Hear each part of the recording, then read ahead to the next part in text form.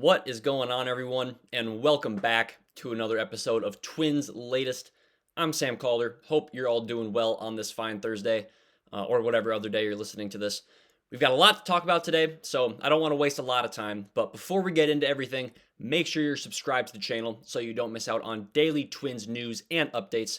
But without further ado, let's get into the episode. We're going to kick things off today by recapping the Twins taking on Team Puerto Rico of the World Baseball Classic yesterday. They came into the game on an 8-game winless streak, but the streak has been broken. The Twins won by a final score of 6-3, and while it doesn't count as an official spring training game, it's nice to see them win against a good team. But let's take a look at some of the notable performances from the day, and we'll start with the bat again, just so that way we can end with the good stuff. It was not Royce Lewis's day today. He went 0 for 3 with a strikeout. His two balls put in play were both right around 90 miles an hour, but all they turned into was a double play and a ground out to third. Not a great day, but he's healthy, so that's the main thing. My number 10 Twins prospect, as I revealed either yesterday or Tuesday, I can't remember, but Billy Amick had a tough day today. He was 0 for 1 at the plate with a strikeout on a pitch way up and out of the zone, and then had a brutal throwing error at third base. Not his best day. Minor league catcher David Banuelos was 0 for 2 with a strikeout, but those are really the only true tough days for the Twins. Zebby Matthews was solid on the mound. He threw 4 innings, only gave up 1 run on 3 hits, as well as a walk, struck out 3. The lone run actually came on a balk, which was unusual.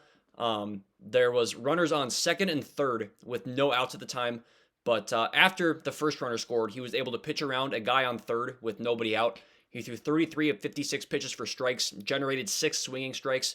Also, really solid outings for John Klein, Andrew Chafin, and Justin Topa, all through a scoreless inning apiece.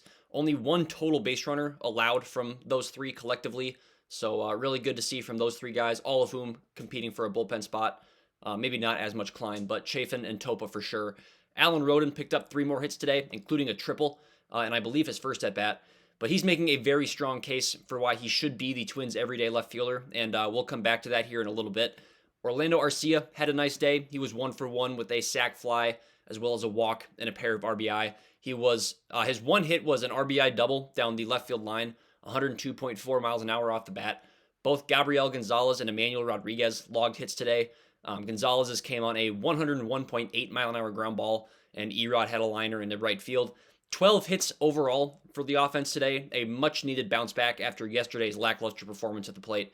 And the Twins will look to do it again tomorrow afternoon against the Yankees, who beat us 17-5 last week, if you recall. But shifting gears to our prospect deep dive, the guy we are looking at today, I don't think has been brought up in this channel at all over the last month and a half. It is catcher and first baseman Enrique Jimenez.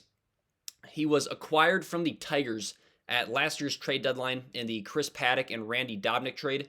And just to emphasize how deep the Twins farm system is, Jimenez was the Tigers' 14th ranked prospect, according to MLB Pipeline, when he was traded. He currently ranks as the Twins' number 27 prospect in the Twins' top 30 list that they released earlier this week. So that says something, and he didn't move down that much because he played poorly. I mean, across 71 games between rookie ball and single A, he hit 256 with a 371 on base percentage and 25 extra base hits. It was his first stint at single A of his career. He was only 19, so he hadn't progressed very far yet. But he hit 269 there with 6 home runs over 23 games. He really tapped into his power when he got to Minnesota. That was the biggest thing, and I really hope that continues into this season. Even if the power wasn't permanent, he still has much better plate discipline than the average 19, I guess now 20-year-old. He struck out 66 times to 46 walks. At single A, it was 24 strikeouts to 23 walks. There is a bit of swing and miss in his game, but he draws enough walks that it's not nearly as big of a deal. He's very much like Emmanuel Rodriguez in that regard. Both have a little bit of swing and miss, but very, very solid plate discipline. He is on the smaller side slightly for a catcher at 5'9", 170 pounds, but he's definitely on the smaller side as a first baseman, and he probably doesn't have the power to play there long-term either. So he profiles as a catcher, but from the sounds of it, the Twins really like his work ethic. At least that's what it said in his scouting report on MLB Pipeline. I don't know who wrote it, but we can probably take his or her word for it. His caught stealing rate at single A was just 16%. That's pretty darn bad. You typically want to see around 28 to 30% as kind of a baseline. And That's at the major league level, so he's got a ways to go in terms of arm strength, but that's not to say he can't get there. I do think the defense is why he's not ranked higher than number 27. Offensively, he's beyond his years in terms of plate discipline, and the power was solid last year. It wasn't spectacular, but it was not bad for a catcher, especially. You can probably expect somewhere around 15 to 20 home runs over a full season, unlike the, I think, 25 he would have been on pace for last year.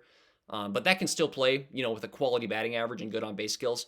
But to me, it comes down to where is he going to play long term? Because ideally, Eduardo Tate is the Twins catcher of the future. Maybe he can stay at first base, but I just don't see that working out for the reasons I mentioned earlier.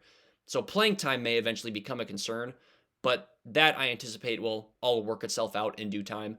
I like Jimenez as a prospect, and in terms of pure talent, he probably deserves to be ranked higher than the number 27 prospect in the Twins system, in my humble opinion. But let's pivot from Enrique Jimenez and take a look at this week's updated opening day roster projections. We've gotten some injury news and seen some notable performances over the last week or so that have changed my projections. Before I start, I just want to reiterate we've got 13 hitters and 13 pitchers. Even if I wanted to have more than 13 pitchers, I legally cannot. So that's why the roster is set up the way that it is. But starting at catcher, it's still Jefferson Caratini. That's kind of the one position that I'm pretty certain isn't going to change at any point, unless one of those two gets hurt, obviously. Alex Jackson is having a solid spring, but he's pretty firmly entrenched as the number 3 catcher. At first base, it's going to be the same 3 as last week: Josh Bell, Cody Clemens, and Caratini. Though I don't think Caratini will be the primary first baseman anymore. That's one of the changes we've got this week. I think it's going to be Josh Bell. I think someone else is going to be the primary DH, thus moving Bell to first. So we'll get to that here in a moment. At second base, you hope it's Luke Keeschall for 140, 150 games, but Tristan Gray will probably get some run there. Austin Martin may as well. Cody Clemens figures to be the primary backup second baseman though, when he's not at first base. Third base, ideally, it's a healthy Royce Lewis all year, but probably not. So Gray will get some run over there likely as well. Brooks Lee could shift over from shortstop if need be. And then at shortstop, of course, it will be Brooks Lee. Gray is probably the primary backup there as well, in my opinion. The left side of the infield has far less depth than the right side does, at least to start the year. So that will be something to monitor for the rest of March. But that's 9 names that I've mentioned so far among infielders: Ryan Jeffers, Victor Caratini, Josh Bell, Cody Clemens, Luke Keeschall, Tristan Gray, Austin Martin, Royce Lewis, and Brooks Lee. Martin figures to be the primary outfielder, or a primary outfielder, but he could play some middle infield as well if need be. But that leaves room for 4 outfielders. You got Byron Buxton, Trevor Larnach, Matt Wallner. Those are not surprises. I do think Larnach will end up being the primary DH instead of Josh Bell. It seems like there's just too many other outfielders hitting the ball well this spring that are better defenders than Larnach. So I think he's going to get moved to DH on a lot of days. The 4th outfielder is going to be a guy we just talked about, went 3 for 3 yesterday, in Alan Roden. I want to say I genuinely believe Erod will start in the majors this year, but I don't. But those are my 13 hitters. Let's shift to the pitching staff. In the starting rotation, we've got 5 names. Joe Ryan and Bailey Ober are really the only 2 sure things. After that, you've got 4 guys battling for 3 spots in Simeon Woods Richardson, Zebby Matthews, Taj Bradley, and Mick Abel. I might have talked about this yesterday. I can't remember for sure. I personally believe that Taj Bradley will end up being the odd man out of that group. So my starting rotation goes like this in order: Joe Ryan, Bailey Ober, Simeon Woods Richardson, Zebby Matthews, and Mick Abel. I think Bradley would then start the year in a long relief role, leaving room for 7 more relievers. I'm going to break it into my kind of 3 tiers again based on my confidence level that they'll make the roster. I think Taylor Rogers, Cole Sands, and Anthony Banda are the 3 sure things. I'm very confident all of them will be in the bullpen, and that leaves room for 4 more names. I think Andrew Chafin and Eric Orsi are probably in. I'm less confident with them than the other 3, but still fairly confident. I'm not confident that Cody Loyer-Reason or Zach Kent will be in the bullpen, but those are going to be my last couple names. I just think there's too many other lefties for Funderburk to have a spot, and Justin Topa, up until yesterday, looked terrible this spring. I don't think he's a sure thing at this point either. And then I'm not sure that the Twins signed Zach Kent last week if they had a good feeling about what this bullpen would look like. It's possible that David Festa takes up a bullpen spot early in the season once he's healthy. But the bullpen is definitely the position group I'm the least sure of going into the season. But that's how my projected opening day roster looks for the Twins this week. But like I said earlier, that will continue to change every week leading up to opening day. But as always, then we are going to wrap up the episode with our Twins player preview. And we just got done talking about the bullpen. Today's player is a guy we saw in the majors last year as a reliever slash spot starter. And I'm not as confident we're going to be seeing him in that role anytime soon, again, in the majors. But that is Travis Adams. Adams got the call up to the majors last year, and it was not great. He finished with a 7.49 ERA over 33 and 2/3 innings, striking out 31 and walking 17. His expected ERA was at 6.90, and his FIP was at 5.39. Not quite as bad, but still, obviously not where you want to be. Looking at his pitch mix, he's got a full arsenal. He throws a fastball, slider, cutter, changeup, sinker, and a curveball. The slider was comfortably his best pitch last year from a movement perspective. It had a 109 stuff plus grade, and his fastball and cutter were also at least league average pitches. He just couldn't locate anything last year. Adams wasn't bad when it came to getting soft contact. He wasn't eligible for any advanced metrics on StatCast, but he would have been above league average in terms of average exit velocity. He still gave up 6 home runs over those 33 and 2/3 innings, so he wasn't perfect, but not terrible. And I think a lot of that is from his ground ball rate just being so low. Despite being decent when it comes to the contact he generates, he doesn't really do a whole lot else well. He doesn't get a lot of guys to chase. His whiff rate was decent, but nothing special. His expected batting average was way up at 293, which is just horrendous. His strikeout rate was really low. His walk rate was really high. There just isn't a lot to be optimistic about with Travis Adams entering 2026. Looking at his numbers in the minors, he had a sub-4 ERA at AAA last season, but he still didn't strike many guys out there, so I'm just not sure that the raw stuff is there.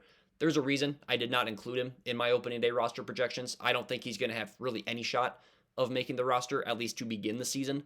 The Twins have obviously added a lot of bullpen help over the last month, and quite a few of them, if not all, I would take over Travis Adams. According to Roster Resource, he's projected to make the roster. I would be shocked, frankly, if that happens. I don't think we're going to see much of him this year, and I could be wrong. He could take a huge step up this season and be a massive contributor out of the bullpen. But I don't see that happening. I think it's more likely he's going to get DFA'd at some point this year than it is for him to be up with the Twins. So my expectations for Travis Adams, not high in 2026. But that's all I got. So we're going to wrap the episode there. Thank you guys for watching Twins Latest. If you enjoyed, please do me a huge favor. Like the video and subscribe to the channel if you're not already so you don't miss out on daily Twins news and updates. If you've got anything Twins related you want me to talk about in a future episode, let me know down in the comments. But until next time, I'm Sam Calder, and I'm out. Peace.